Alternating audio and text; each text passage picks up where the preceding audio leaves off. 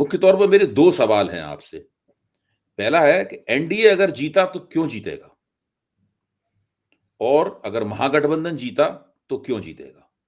तो पहले आइए इस पे विचार करते हैं कि अगर राष्ट्रीय जनतांत्रिक गठजोड़ या नेशनल डेमोक्रेटिक अलायंस अगर चुनाव जीता, वो अपनी सत्ता कायम रखने में कामयाब रहा, तो ऐसा क्यों होगा?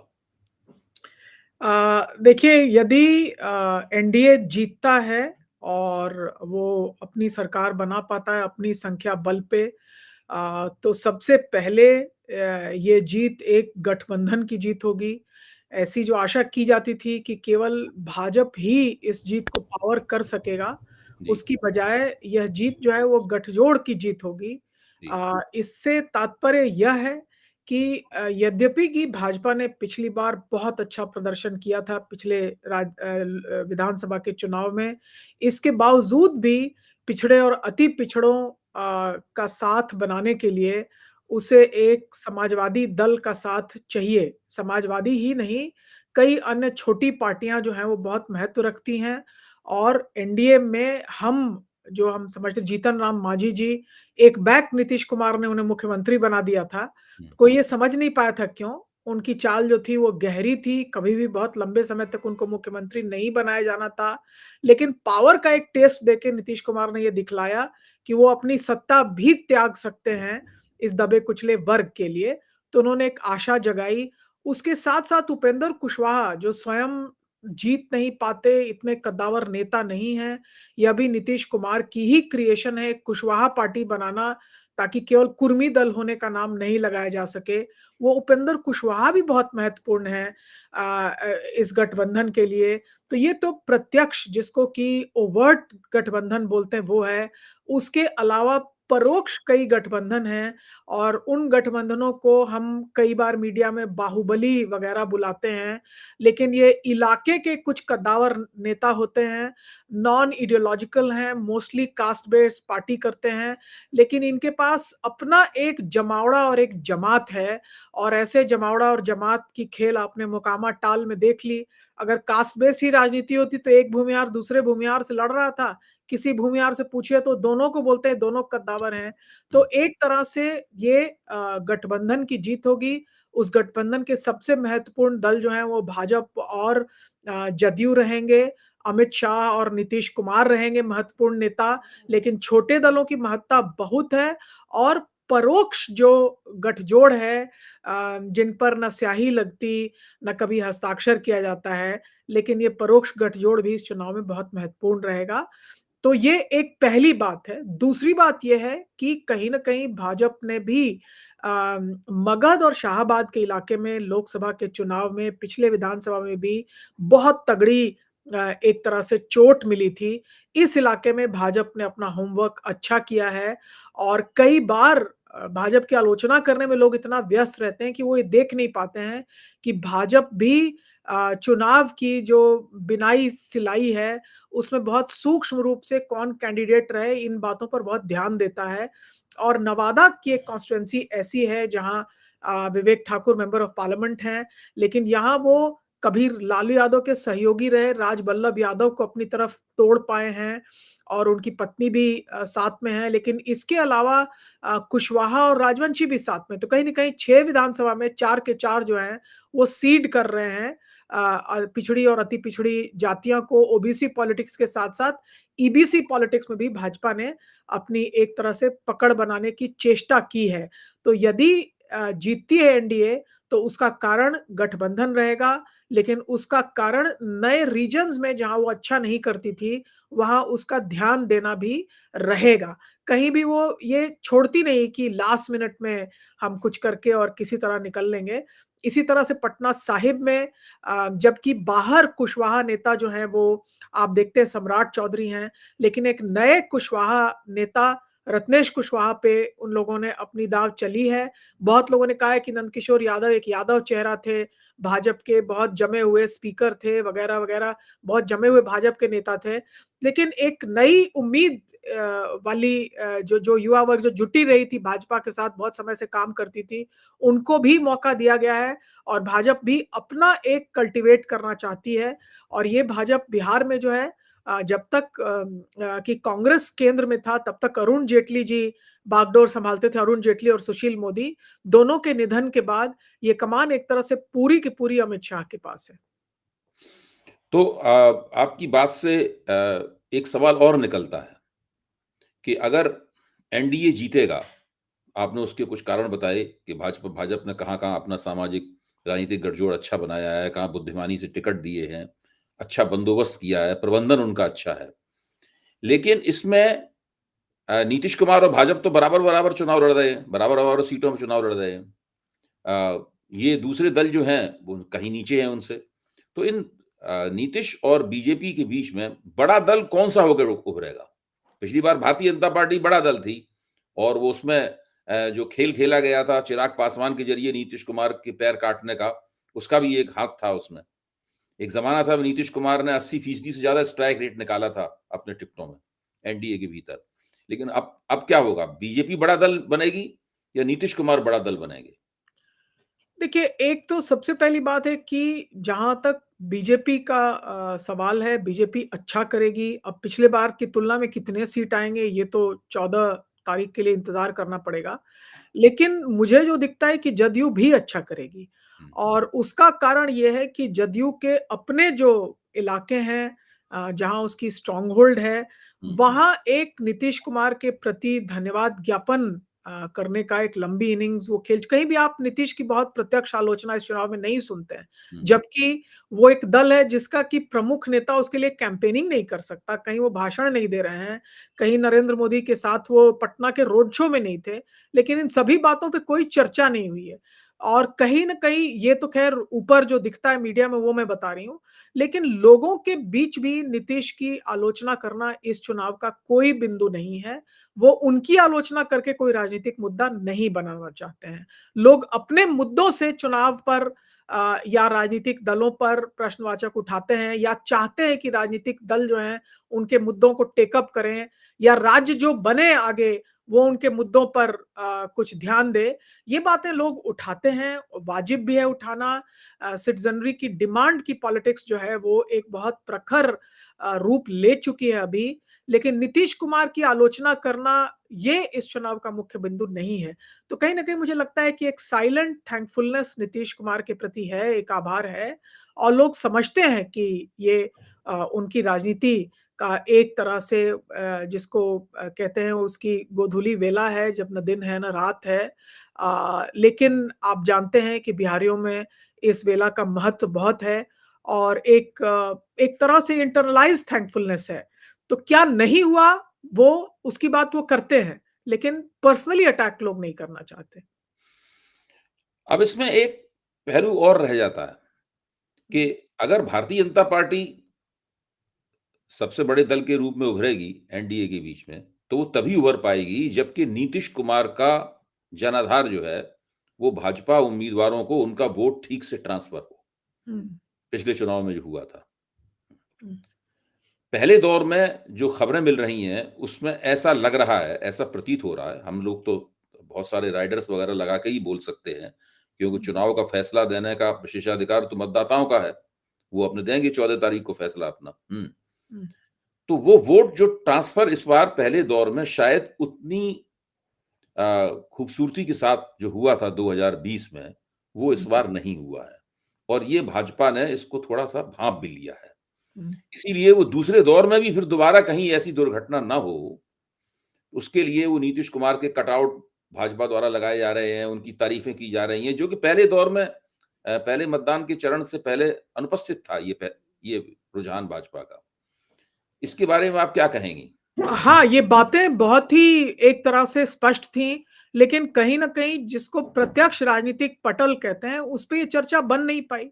तो हो रहा था कि नहीं, ये स्पष्ट था कि आप देखिए एनडीए का जो पूरा मैनिफेस्टो था, वो कितने कम समय के लिए उसको उस पर एक पब्लिक प्लेटफ़ॉर्म पे सब लोग साथ आए। कहीं भी साथ जो है रैलियाँ नहीं हुई, अगर हुई भी तो आपने देखा कि नीतीश जी के आस-पास कुछ नेता उनके पार्टी के उनको कंट्रोल करते थे या उनको हटा लेते थे। ये सभी बातें तो सामने थी। लेकिन ये क्या हो रहा है? क्या जदयू में अपनी चर्चा अंदरूनी हो रही थी? ये बातें कहीं भी बहुत ज़ोर से पब्लिक फोरम पर हुई नहीं। एक बात तो स्पष्ट थी कि जदयू का भी नेतृत्व जो रहा वो संजय झा और ललन सिंह के हाथों में रहा और नीतीश कुमार ने क्या किया या नहीं किया ये तो स्पष्ट नहीं है क्योंकि वो तो बोलते ही नहीं है। तो लेकिन इन दोनों का जो समीकरण था वो भाजपा के साथ बहुत अच्छा था, जो कोऑर्डिनेशन था, तालमेल था बहुत अच्छा है। तो आपका जो सवाल है उस पर मेरा राइडर इतना ही है कि क्या टिकट डिस्ट्रीब्यूशन बहुत सँभल के किया गया? क्या उन लोगों का टिकट जेडीयू में भी मिला जिनका तालमेल भाजपा से अच्छा हो? या वोटरों ने कहा कि तुमने किसी को भी टिकट दिया है, मैं नीतीश कुमार का वोटर हूँ, मैं भाजपा को नहीं दूँगा। ये लास्ट फ़ॉर्मूलेशन जो है ये हो भी सकता है और नहीं भी हो सकता है। लेकिन ये मैं स्पष्ट रूप से कहूँगी कि हो सकता है कुछ सीटों में जदयू की वोट्स नहीं ट्रांसफ़र हुई हों। उसका कारण ये भी हो सकता है कि जदयू के पिछड़ी जातियों देखिए, के चिराग नेता पासवान को भी कुछ वोट ट्रांसफर होने में दिक्कत हो सकती है। पिछली बार उन्होंने नीतीश कुमार चिराग घोषित पासवान विरोध के किया था। लिए जी। बहुत स्पष्ट रूप से कहा गया कि वो उतने प्रभावी नेता नहीं हैं। हुँ। आज उल्टी बात है, चिराग पासवान अपना पैर जमा के रह सकने के लिए उनको भाजपा के आसरे की ज़रूरत है। वो वैसे नेता नहीं माने जा रहे हैं जो रामविलास पासवान के वो बहुत अच्छे वारिस हों या ऐसा कुछ हो। एक सेट वोट बैंक है, उसमें से कितना वो ले आके झोली में डाल देते हैं, वही बात है। और उन्होंने स्पष्ट किया है कि जदयू उनके लिए कोई राजनीतिक भरोसा का दल नहीं है, वास्तव में भाजपा उनका दल है। तो चिराग पासवान ही ऐसे नेता हैं जो ये बात कहते हैं और कहीं न कहीं आप देखिए कि चिराग पासवान और उसके पहले रामविलास पासवान की भी जो राजनीति थी, वो प पासवान प्रमुख ज़रूर थी, लेकिन सूरजभान सिंह जैसे नेता, वो भूमिहारों के नेता हैं, तो एक तरह से कॉम्बिनेशन पॉलिटिक्स ये करते थे। सामने एक पासवान का चेहरा था और पीछे कॉम्बिनेशन पॉलिटिक्स करते थे। तो सच्चाई ये है कि रामविलास पासवान की पार्टी जिसके कि अब चिराग पासवान वारिस हैं, कॉम्बिनेशन पॉलिटिक्स में जो कॉम्बिनेशन वाली जातियाँ थी उनके पास, वो भाजपा की तरफ वो उनका झुकाव है। तो चिराग पासवान तो सही मायने में बीजेपी के बी टीम हैं। वो एक ऐसा चित्र बनाने में भाजपा को सहयोग करते हैं कि देखिए भाजपा के पास तो पिछड़ी जातियों का दिल से, आत्मा से सहयोग है। इस पोर्ट्रेट, इस पिक्चर, इस छवि को बनाने में चिराग पासवान जो है मदद करते हैं, लेकिन अपने लीडरशिप का दम उतना नहीं माना जाता है। ना तो वो अपने जाति के बहुत बड़े नेता, ना पिछड़ों के बहुत बड़े नेता, ना युवा वर्ग के बहुत बड़े नेता। तो इन तीनों में से अपना दम जो है उनका वो कमज़ोर माना जाता है। तो ये 10,000 रुपए जो महिलाओं के खाते में ट्रांसफर किए गए हुँ, और साथ में आश्वासन भी दिया गया कि चुनाव जीते तो ऐसा-ऐसा होगा, बाद में भी जी। हुआ। हुँ। तो इसके बारे में बताया जा रहा है, कम से कम एनडीए के रणनीतिकार ये कह रहे हैं, खुलकर मंच पे कह रहे हैं कि इससे ये गेम चेंजर साबित होगा। इससे हम अपनी एंटी इनकम्बेंसी भी बंद कर देंगे और फ़ायदा भी हम उठाएँगे। तो इसे आप किस रूप में देखती हैं? 2 बातें हैं देखिए, एक तो किसी भी समाज में ये कहना कि महिलाओं ने बीड़ा उठा लिया है कि वो अब एकदम डेमोक्रेसी को रीशेप कर रही हैं। हुँ, अ, ये तथ्य जो है ज़मीन पर साबित नहीं होता है, सबसे हुँ, बड़ी बात है। महिलाएँ बिहार में आज भी जाति संपत्ति और पुरुष प्रधान जो समाज है, उसके तहत ही हैं। ये बात सही है हुँ। कि 2010-12 से नीतीश कुमार की कई नीतियों ने महिलाओं को स्कूल जाने की सुविधा मुहैया कराई। लड़कियाँ साइकिल पर ग्रामीण रोड्स पर भी देखी गईं। मैंने खुद इस पर बहुत रिसर्च किया। मुझे अच्छा लगता था ये देख कर के कि छोटे कस्बों में, गाँव में जो बाज़ार थे जहाँ महिलाएँ कभी जाती ही नहीं थीं, वहाँ भी महिलाएँ खुल के मुझे कई बार मैं देखती चाट की दुकान पे महिलाएँ खड़ी हैं। इसके अलावा रात में सड़कों पर भी गाड़ी में सवार होके जाना संभव हो पाया और इसके अलावा पैरास्टेटल्स की जो कॉन्ट्रैक्चुअल संविदा नियुक्ति है, इसमें एक बड़ी फ़ौज महिलाओं की बनी, रसोइया दीदी, जीविका दीदी, आशा वर्कर्स इनकी एक बड़ी फ़ौज ज़रूर बनी और ये सब जो है वो नीतीश कुमार की जो भी नीतियाँ थी उनके तहत संभव हुआ। किसी राज्य में ये तो सवाल पूछा जाना था कि भई इतनी बड़ी फ़ौज एक तरह से अनएम्प्लॉयमेंट और एम्प्लॉयमेंट के बीच का ब्रिज, जहाँ आप गाँव में कुछ भी करके उनको डेली स्कूल जाके और रसोई बनाने का एक ज़िम्मेवारी देते हैं, तो राज्य की ज़िम्मेवारी, राज्य के कल्याणकारी जो ज़िम्मेवारियाँ थीं, उसका निर्वहन औरतों ने किया, लेकिन कहीं न कहीं वो संविदा की दुविधा में लटकी रही हैं। तो उसी इसमें अब 10,000 रुपए और दे दिए जा रहे हैं। तो ये कोई स्टेबल कदम नहीं है। बिहार में जो सबसे बड़ी डिमांड है, वो वास्तव में सिक्योरिटी और फ्यूचर की डिमांड है। जो रो नौकरी की डिमांड लोग कहते हैं, भर्ती की डिमांड कहते हैं, वो फ्यूचर के लिए कि भई इससे मेरा नहीं संभल पा रहा, इससे मेरा नहीं हो पा रहा। चलो मुझे नहीं, मेरा तो गुज़र गया, अब मेरे बच्चों को आप एक सिक्योर नौकरी लगा दो। ये डिमांड महिलाओं की भी है, क्योंकि माएँ जीविका दीदी या पंचायत में सचिव बन के चाहती थी कि उनके जो पैसे थे, खाना-पीना तो वो किसी तरह से मजूरी करके और बटैया से जो मिल गया, इससे खाना-पीना वो चला लेती थी। लेकिन शहर में भेज के बच्चा को एक कोचिंग में भी पढ़ा देना, उसके भी 10,000 रुपए महीने के जो खर्चा था, वो इस तरह से उन्होंने गुज़ारा।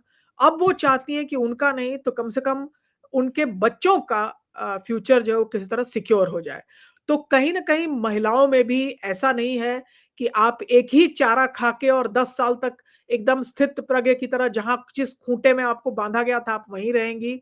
महिलाओं में भी विवेक है, महिलाएँ भी अपनी परिस्थिति की चर्चा करती हैं, ख़ास करके जीविका, आशा, ये सब राज्य की जो पॉलिसीज़ हैं, उनसे संबद्ध रही हैं। उनमें अब पॉलिटिकल डिस्कशंस कर सकने की संभावना बहुत ज़्यादा है और उनको उम्मीद है कि राज्य हाथ पकड़ के कहीं न कहीं यदि उनके मर्द को या उनको कुछ अगर नहीं दे पाया, ज़्यादातर जो निचली जातियों में महिलाएँ हैं, उनके मर्द जो हैं वो बाहर हैं। वो यहाँ जीविका दीदी, ये दीदी, वो दीदी बन के अपना जीवन गुज़ारती हैं। बच्चों के लिए आसरा उनकी सबसे बड़ी उम्मीद है और एक तरह से ये कहना कि 10,000 रुपया देके वो वोट दे देंगी, एक छवि बनाना है बिहार की औरतों का, जो कि बिल्कुल ये बतला सोचता है कि वो सोचेंगे नहीं, मिल गया तो कहेंगे मिल गया, अब ऐसी बात नहीं है, ये गलत है ऐसा सोचना। कई महिलाएँ ऐसी हैं जो कहती हैं कि हाँ, मिला है और मैं दूँगी वोट, साफ-साफ कहती हैं। लेकिन कई ऐसी हैं जो कहती हैं कि यदि ये दिया गया है, तो ये पैसा किसी का निजी धन या संपत्ति नहीं है, ये राज्य के नीतियों से मुझे पैसा दिया गया है। और महिलाएँ देखिए बहुत खुल के ये नहीं बोलती हैं कि मैं यहाँ वोट दे दूँगी, कि वहाँ वोट दे दूँगी, क्योंकि कई को अब एक ये डिग्निटी है कि मैं एक राज्य की कर्मचारी हूँ और वो खुल के नहीं बोलना चाहते। तो मुझे तो ये हैरत होती है ये देख के कि लोग मुझे बताने लगते हैं कि बस पे मैं जा रहा था पटना से पूर्णिया, तो मुझे महिलाओं ने ऐसा कहा। ये बिल्कुल संभव नहीं है कि महिलाओं से आप सीधा-सीधा निकाल लीजिए। कई महिलाओं से मैंने आपको बताया भी कल कि चूड़ी पहनना एक बहुत ही एक सोशल ओकेज़न है महिलाओं के लिए और बिहार में महिलाएँ बिंदी और काँच की चूड़ी पहनती हैं, सुहाग मानती हैं। मैंने मनिहारिन जो हैं गाँव की, उनके साथ बहुत समय व्यतीत किया और लंबी चर्चा के उपरांत मुझे ये समझ में आया कि जो नीतीश की कल्याणकारी नीतियाँ महिलाओं के तरफ रही हैं, उससे उनके मत का भी विकास हुआ है, जिसको कि बुद्धिमत्ता कहते हैं। वो अब एक सोच के और कदम लेने वाला भी वो रखती हैं। तो ऐसा नहीं है कि एक वेव है कि अ, किसी कारण से एक ही को दे दो, ऐसा कोई पैन बिहार वेव नहीं है। लोग जैसे कि हर मतदान में होता है, लोग अपने-अपने कारणों से और महिलाएँ भी अपने-अपने कारणों से इधर देंगी या उधर देंगी और ताल ठोक-ठोक के सड़क पे ये बातें जो है महिलाएँ, वो हुँ, नहीं बतलाती फिरती हैं और महिलाओं के लिए प्राइवेट स्पेस बहुत महत्वपूर्ण है। जब वो ट्रस्ट करेंगी आपको तब वो बतलाएँगी कि वो इधर मत दे रही हैं कि नहीं ठीक और बात, उसके ठीक। लिए लंबा समय लगता है समझने में। तो आपने एनडीए की संभावनाओं पर रोशनी डाली, आपने जनता दल यूनाइटेड के बारे में हमें बताया, आपने भारतीय जनता पार्टी के बारे में हमें बताया और ख़ास तौर से ये जो ये महिला वोटरों वाला की जो का जो पूरा नैरेटिव है कि वो किस तरीके से नीतीश कुमार के साथ है और 10,000 वोटों से उसको बहुत प्रभावित करने की कोशिश की गई है। इसके बारे में आपने कुछ बहुत दिलचस्प गहरी बातें बताई। अब मैं चाहूँगा कि आप बताएँ कि महागठबंधन की संभावनाएँ क्या हैं? भई महागठबंधन तो पिछली बार सरकार बनाते-बनाते रह गया था। अगर महागठबंधन ने सीमांचल में कुछ बेहतर प्रदर्शन किया होता, बहुत खराब प्रदर्शन रहा था महागठबंधन का सीमांचल में। वहाँ कुछ बेहतर प्रदर्शन कर लिया होता तो इस वक़्त तेजस्वी यादव मुख्यमंत्री होते। बेरोज़गारी के मुद्दे को उन्होंने पिछली बार जो उठाया था, वो मुद्दा पहले से भी ज़्यादा बड़ा मुद्दा बन गया है। तो ज़मीन पूरी तरह पकी हुई है महागठबंधन की जीत की, लेकिन क्या वो वास्तव में जीत पाएगा? देखिए महागठबंधन को यदि जीतना होगा तो फिर से यद्यपि कि तेजस्वी यादव अब इसका चेहरा बन चुके हैं, हुँ, लेकिन उसकी भी जीत जो है वो एक गठबंधन के तहत होगी। हुँ, और फर्स्ट फेज़ का जो चुनाव है, सबसे पहले महागठबंधन को अपने गठबंधन के एलाइज़ के साथ मगध शाहबाद में जहाँ भाजपा ने अपनी बेल्ट जो है वो टाइट कर ली है बहुत, वहाँ उसको होल्ड ऑन करना पड़ेगा पहले तो। वहाँ जी, उसका अच्छा प्रदर्शन था। वहाँ अगर स्लिप अप करता है, हुँ, तो ये क्लेम कि हम पिछली बार इतने कम थे और अगर हम केवल लास्ट फेज़ में मेकअप कर लें तो हम चले आते हैं। राजनीति जो है वो स्थित प्रज्ञ नहीं होती है, डायनामिक होती है। कोई भी चेंज, कोई पार्ट, कोई कंपोनेंट चेंज कर सकता है। तो first and foremost Magadh Shahabad को होल्ड करना पड़ेगा। इसके लिए सीपीआई-एमएल के साथ जो गठबंधन है राजद और कांग्रेस का, उस गठबंधन को अच्छा करना पड़ेगा।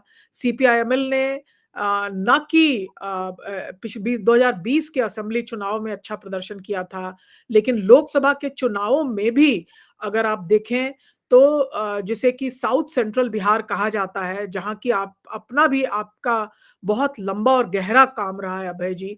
जी, हम लोगों ने 1990s में आपके काम से ही उस इलाके को समझा और जाना। क्रांति का आत्मसंघर्ष आपकी एक मेरे हिसाब से अब शायद अब के जनरेशन के स्टूडेंट्स ना जाने, लेकिन अपने आप में एक टेक्टोनिक शिफ्ट था बिहार को समझने का। आप हिंदी में उसके प्रणेता रहे, अरविंद नारायण दास जो है इतिहासकार रहे और उस समाज को लेबर इकोनॉमिक्स के पर्सपेक्टिव से उन्होंने समझा। ये इलाका जो है रवींद्र नारायण दास ने उसकी भूमिका लिखी थी पुस्तक की। जी, जी, जी, जी, जी, जी, जी, जी, जी। जी, मैं मेरा अपना एमफिल भी अरविंद नारायण दास ने तब जी, टाइम्स ऑफ इंडिया में वो बैठते थे जी, जी, और उन्हीं के रेफरेंस से मैं आपके पास भी गई और उस पुस्तक को भी जी, मैंने पढ़ा। तो ये पूरा इलाका जो है, ये एक लेबर ओरिएंटेड इलाका है हुँ, और यहाँ कहीं न कहीं आप देखिए कि यहाँ भाजपा भी बहुत ज़्यादा कम्युनल बातें नहीं कर पाई है। क्यों नहीं कर पाई है? क्योंकि यहाँ मुद्दे चलते हैं, क्लास इश्यूज़ चलते हैं। यहाँ अगड़े-पिछड़े की लड़ाई जो है वो उसका एक इतिहास रहा है। उसकी जननी ना ये है ना वो है। वो हुँ, ज़मीन के ऊपर कामगार मज़दूरों की लड़ाई जो है वो ज़मींदारों के साथ थी, उनके लठैती पे थी, वो पुराना इतिहास है। तो कहीं न कहीं इस पूरे इतिहास में ख़ास करके औरंगाबाद में जिसको कि ठाकुरों का चित्तौड़गढ़ कहा गया, वहाँ पे 1952 से हमेशा राजपूत जीते थे, वहाँ राजद का एक कुशवाहा लीडर जीत जाता है।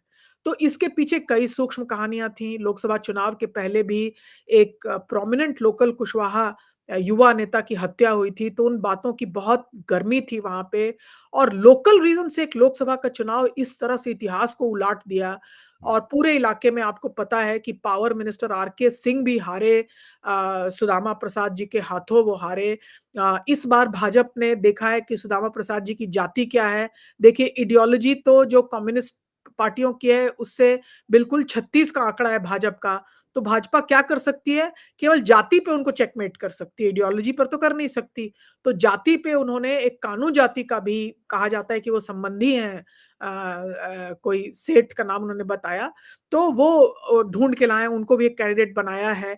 तो इस तरह की एक चली गई है और कहीं न कहीं पूरे काराकाट की जीत जो हुई राजा राम जी की, तो ये सबको अगर होल्ड ऑन कर पाएगा गठबंधन और लेफ्ट के साथ उसके वोट ट्रांसफर्स एकदम सही तरीके से होंगे जो कि होते हैं। आरजेडी और सीपीआईएमएल का वोट ट्रांसफर लोकसभा चुनाव से पिछले विधानसभा, लोकसभा में बहुत सीमलेसली हुआ है और ज़्यादा झंझट झगड़ा भी नहीं हुआ है। तो ये अगर हो तो मगध शाहबाद की टक्कर जो है वो गठबंधन और भाजपा के बीच में सीधी-सीधी टक्कर है। वो देखना है कैसा होता है और भाजपा भी कोई चुपचाप नहीं बैठा हुआ, उसके अपने सभी घोड़े जो हैं वो फर्स्ट फेज़ का चुनाव खत्म करके कल जिससे भी मैंने बात की, वो चाहे सासाराम गया है या औरंगाबाद गया है, कहीं न कहीं वो सब अपना फील्ड में उतर चुके हैं। तो ये महत्वपूर्ण है सबसे बड़ा महागठबंधन के लिए, hold on to Magadh and Shahabad. दूसरी बात है कि अपने इलाके जो थे जैसे छपरा, गोपालगंज, सिवान, इन इलाकों में एमएल भी राजद को सहायता दे रही है, लेकिन राजद को यहाँ खुद परफ़ॉर्म करना है। तो राजद क्या खुद अच्छा परफ़ॉर्म करती है कि नहीं करती है? तो ये एक देखना होगा। जहाँ तक मुज़फ्फरपुर, सीतामढ़ी अंगिका, बजका इलाके जो हैं, लार्जर मिथिलांचल जो है वहाँ भी राजद की अपनी स्ट्रॉन्ग होल्ड है।